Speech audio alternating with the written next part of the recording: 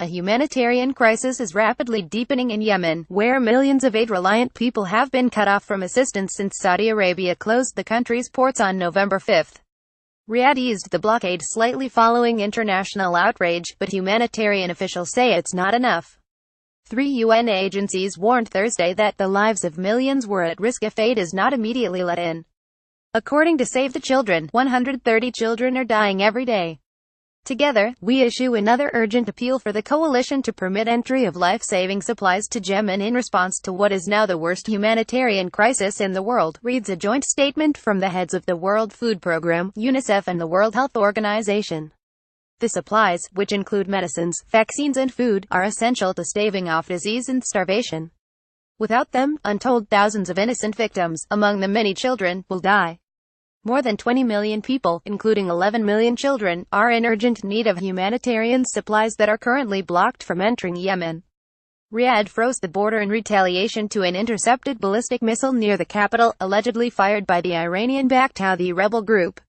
Saudi Arabia accused Iran, its longtime regional rival, of supplying weapons to group, and sealed all entry via land, air, and sea to stem suspected arms smuggling.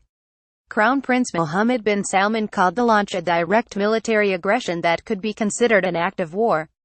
The catastrophic Saudi blockade prompted international outcry, as 7 million people in war-torn Yemen rely completely on imported food.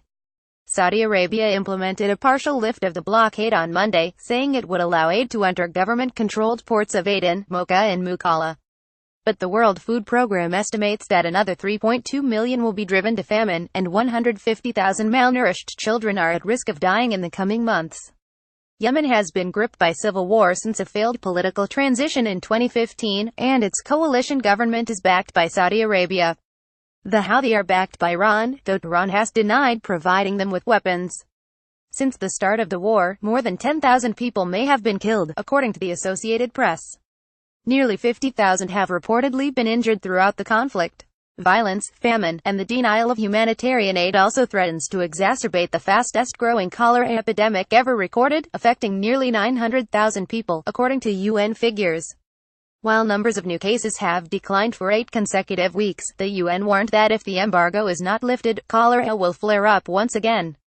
The clock is ticking and stocks of medical, food and other humanitarian supplies are already running low, the UN joint statement read. The cost of this blockade is being measured in the number of lives that are lost.